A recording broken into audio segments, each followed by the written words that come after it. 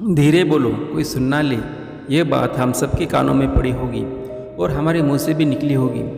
लेकिन सोचने की बात यह है कि ये वाक्य कब कब हमारे मुंह से निकलता है और कब कब हमारे कानों में पड़ता है, क्योंकि ऐसे काम ही गुप्त राज होते हैं जो हम दूसरों के कानों में पड़ने नहीं देना चाहते।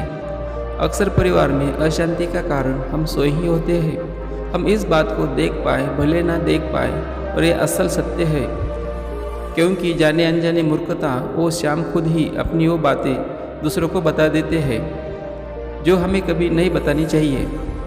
और वही बातें जो जाने अनजाने हमने किसी दूसरे के सामने बता दी थी, वही हमारे दुख का कारण बन जाता है, वही हमारे झगड़े का कारण बन जाता है। और फिर बाद में हमें पछतावा होता है कि मुझे यह बात किसी को बतानी नहीं चाहिए थी, मेरी ही गलती हुई कि मैंने जाने अनजाने यह बात सभी को बता दी।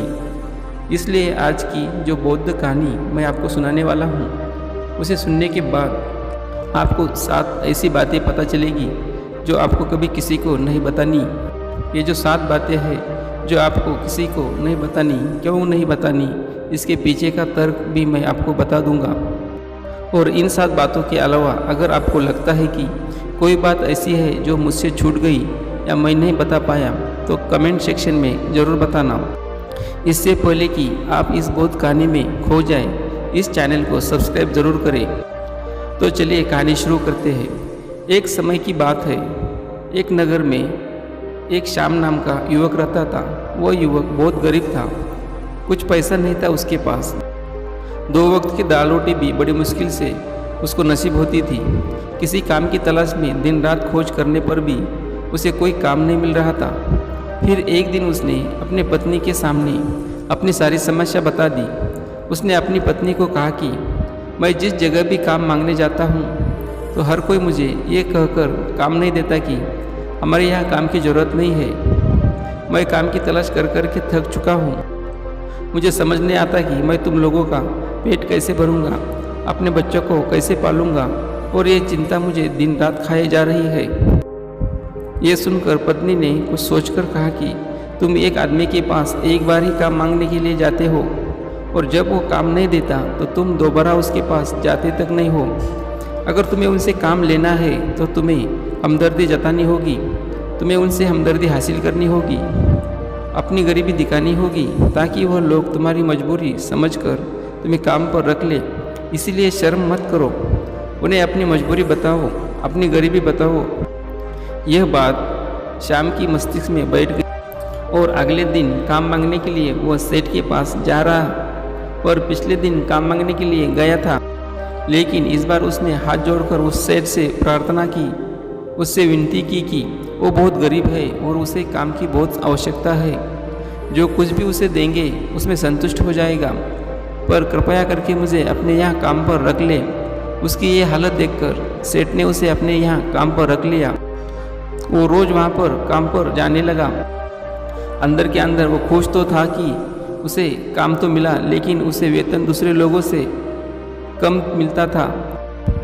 वही काम जो दूसरे लोग कर रहे थे उन्हें ज़्यादा वेतन मिल रहा था और इसे कम वेतन मिला था। जब इस बारे में उसने सेठ से कहा तो सेठ ने कहा कि देखो भाई, तुम्हें काम की ज़रूरत थी, मैंने तुम्हें काम दिया, मेरा धन्यवाद करने की बजाय तुम मुझसे शिकायत कर रहे हो। यह कैसी बालमन सेहत है। ये सुनकर श्याम वहीं पर चुप हो गया। बात कहीं ना कहीं सत्य थी। सेठ ने तो उसे उसकी मजबूरी के हिसाब से ही काम दिया था और इसीलिए वो उसे अपने अनुसार ही वेतन देता था। लेकिन धीरे धीरे उसने यह बात अपने सगे संबंधियों और अपने दोस्तों को भी बताना शुरू कर दी कि उसका सेठ कैसा आदमी है और उसे कितना वेतन देता है। समय बीतता रहा और श्याम पूरी लगन के साथ अपना काम करता रहा। लेकिन अब परिस्थितियां बदलने लगी थी। सेठ अब श्याम से दूसरे लोगों से ज़्यादा काम लेता था और उनसे कम वेतन उसे देता था। यह बात श्याम के मन को बहुत खलती थी। वो दूसरों से ज़्यादा मेहनत कर रहा है और उनसे कम वेतन आ रहा है। इससे उससे आत्मसम्मान को बहुत गहरी चोट पहुंची। अब धीरे धीरे उसका मन अपने काम से हटने लगा। उसका मन काम में लगता ही नहीं था।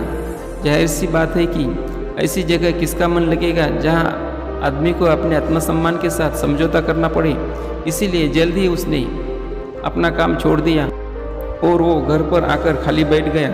अब उसके पास घर का खर्चा चलाने के लिए भी पैसे नहीं बचे थे, इसीलिए उसने अपने सगे संबंधियों और अपने दोस्तों से सहायता मांगनी शुरू की। लेकिन उसके दोस्त उसके सामने तो उसे दया का पात्र समझते थे, उसे दिलासा दे देते थे, लेकिन पीछे से उसका मजाक उड़ा देते थे। वो कहते कि कितना बेवकूफ़ है, सेठ ने इतना काम दिया और बेचारे को पैसे भी नहीं दिए। अरे हम इसको पैसे दे तो ये कल हमारा भी पैसा वापस कर पाएगा, इसकी ऐसी हालत है, काम तो इसके पास कुछ है नहीं, पैसा कहाँ से ला कर देगा। और इसी वजह से श्याम की हालत दिन ब दिन खराब होती जा रही थी। अब वो दिन रात तनाव में रहने लगा था। वही दोस्त, वही सब सगे संबंधी जो उसके अपने होने का दिखावा कर देते थे, वह उसे दया का पात्र समझ रहे थे। उन्हें उसके ऊपर तरस आ रहा था। सब लोग आकर उसे ज्ञान बहुत देते थे, लेकिन कोई सहायता नहीं करता था। और अक्सर ऐसा ही होता है, ज्ञान देने वाले तो बहुत मिल जाते हैं, लेकिन मदद करने वाले, उंगली पकड़कर हाथ पकड़कर आगे चलाने वाले कितने लोग मिलते हैं। एक दिन उसे पता चला कि पड़ोस के गांव में एक बौद्ध भिक्षु आया हुआ है जो बहुत ही ज्ञानी है। श्याम इतना तनाव में था कि उसे कोई रास्ता नज़र ही नहीं आ रहा था, इसीलिए जाने अनजाने वो बौद्ध भिक्षु के पास पहुंच जाता है। वहां पहुंचकर वो सीधे उनके पैरों में गिरकर रोने लग जाता है और रोते रोते उन्हें अपनी सारी परिस्थिति बताता है। उसे बताता है कि किस तरह उसके सेठ ने उसका फ़ायदा उठाया और उसके सगे संबंधी उसके साथ कैसा व्यवहार रखते हैं। सारी बातें सुनकर बौद्ध भिक्षु ने उसे चुप करते हुए कहा कि बंदे, यह सारी समस्या तुम्हारी बुद्धिहीनता, तुम्हारी मूर्खता के कारण उत्पन्न हुई है। अगर तुम्हारे अंदर विवेक होता तो इनमें से एक भी समस्या तुम्हारे चित्त को दुखी नहीं कर सकती थी, लेकिन तुमने अपने अविवेक के कारण, अपनी मूर्खता के कारण खुद ही अपने रास्ते में कांटे बिछा दिए। आज मैं तुम्हें 7 बातें बता रहा हूँ जो भूलकर भी किसी को मत बताना, और इन बातों का अनुसरण करते हुए तुम बाहर से मिलने वाले दुखों को तो दूर कर ही सकते हो जो बेवजह दुनिया की वजह से तुम्हारे अंदर पनपते हैं। पहली बात जो किसी को नहीं बतानी चाहिए वो है अपनी मजबूरी। अपनी मजबूरी का दिखावा करके दूसरों को दया का पात्र बनकर उनकी सहायता लेने की गलती कभी मत करना। हो सकता है कि वह आज तुम्हारी मजबूरी देखकर तुम्हारी सहायता करते, लेकिन कल वो तुम्हारा फ़ायदा उठाने से भी नहीं चुकेगा, और अगर फ़ायदा भी नहीं उठाया तो दूसरों के सामने तुम्हारा मजाक बनाने में वो आदमी भी कभी नहीं चुकेगा। इसीलिए कभी भी अपनी मजबूरी को दिखाओ मत। अगर घर में 2 रोटी है, सूखी रोटी है, तो वही खाकर सो जाओ, लेकिन दूसरों को इसके बारे में भनक तक नहीं लगनी चाहिए। ज़रा आप खुद सोचो, मजबूरी बताने का क्या प्रयोजन होता है। एक इंसान का या तो वो दूसरों में सहानुभूति हासिल करना चाहता है या उनसे कोई आर्थिक मदद चाहता है, लेकिन अगर दोनों परिस्थिति आप देखें तो दूसरा आदमी आपका फ़ायदा उठाने से नहीं चुकेगा। अगर वो फ़ायदा नहीं भी उठाएगा तो अपनी नज़र में तो वो आपको मूर्ख ही समझेगा, बेवकूफ़ समझेगा, और दूसरों के सामने आपका मजाक तो ज़रूर बनाएगा। इसीलिए अपनी मजबूरी के बारे में कभी किसी को मत बताना। दूसरी बात जो किसी को भी नहीं बतानी चाहिए वो है अपने अतीत की गलतियाँ और भविष्य की रणनीतियाँ। ज़रा सोचो कि अगर हम अपने अतीत की गलतियाँ किसी दूसरे को बताते हैं तो उसका क्या प्रभाव होगा। वह गलतियाँ ठीक तो नहीं की जा सकती, तो उन्हें बताने का क्या प्रयोजन रह जाता है। आप अपने अंधेरे पक्ष को खुद दुनिया के सामने बता रहे हो, खुद अपनी गलतियाँ दूसरों के सामने बता रहे हो। इससे उस आदमी की नज़र में आपका एक चरित्र घटित हो जाएगा और वो भविष्य में हमेशा आपको उसी नज़रिया से देखेगा। इसीलिए किसी भी आदमी की नज़र में अपना चरित्र घटित मत होने दो। और ज़रा सोचो कि आप व्यर्थ में ही अपने भविष्य की रणनीतियाँ दूसरों के सामने बता रहे हो। जो लोग आपके काम का हिस्सा नहीं है उनके सामने अपनी भविष्य की रणनीतियाँ, अपने डेंगे हाँकने का क्या फ़ायदा। वो लोग आपकी सहायता तो नहीं करेंगे, लेकिन आपकी भविष्य की रणनीतियों में बाधा जरूर बन सकते हैं। आप खुद अपने विवेक का इस्तेमाल करिए और सोचिए कि अपने साथ भी ऐसा हुआ है कि आपने भविष्य की रणनीतियाँ किसी को बताई हो और वो कामयाबी ना हुई हो, जरूर हुआ होगा। ज़रा गौर से सोचिए। तीसरी बात किसी को नहीं बतानी चाहिए वो है अपने घर की बातें जो भी हमारे घर के अंदर आपस में बातचीत होती है, हमारे माँ बाप के साथ, हमारी पत्नी के साथ, हमारे बच्चों के साथ, वो बातें परिवार तक ही सीमित रहनी चाहिए। अगर आप इन बातों का दूसरों के सामने ढिंढोरा पीटते हो तो दूसरों को आपके घर में घुसने का मौका मिल जाता है और वो इसका फ़ायदा उठाने से कभी नहीं चूकेंगे। वो आपके परिवार के सदस्यों को आपसे दूर लेकर जाने की कोशिश करेंगे। अक्सर ऐसा होता है, हम समाज में देखते हैं कि हम अपने घर के झगड़ों को कम करने के लिए उन झगड़ों को अपने पड़ोसियों और दूसरे सगे संबंधियों को बता देते हैं, लेकिन इससे आपको सहायता कभी नहीं मिली होगी, बल्कि आपके घर की लड़ाई झगड़ा और ज़्यादा बढ़ गए होंगे और वो जाहिर है वो बढ़ेंगे। अगर आप अपने माँ बाप की बातें दूसरों को बताएंगे तो आपके माँ बाप को बुरा लगेगा कि हमारा बेटा हमसे बताए बगैर दूसरों को ये बातें बता रहा है। इसीलिए अपने घर की बातें और अपने घर की लड़ाई झगड़ा किसी के सामने मत बताना। अगली बात जो मैं आपको बताने जा रहा हूँ, जो किसी को नहीं बतानी चाहिए, वो सुनने पर बहुत अजीब लग सकती है, लेकिन उसका सत्य भी मैं आपको एक तर्क के माध्यम से बता दूंगा। मैं कहता हूँ कि अपनी आमदनी किसी को मत बताना। अब अपनी आमदनी ना बताने के पीछे क्या प्रयोजन हो सकता है? ज़रा सोचिए कि आप अपनी आमदनी अपने दोस्तों को बता देते हैं तो जब आपके दोस्तों को ज़रूरत हो पड़ेगी तो वो सिर्फ आपकी ही याद रख करेंगे, क्योंकि उनको पता है कि अगर आपकी आमदनी ज़्यादा अच्छी है तो आप ही उनकी मदद कर सकते हैं और इसीलिए ज़्यादा लोग आपसे सहायता मांगेंगे।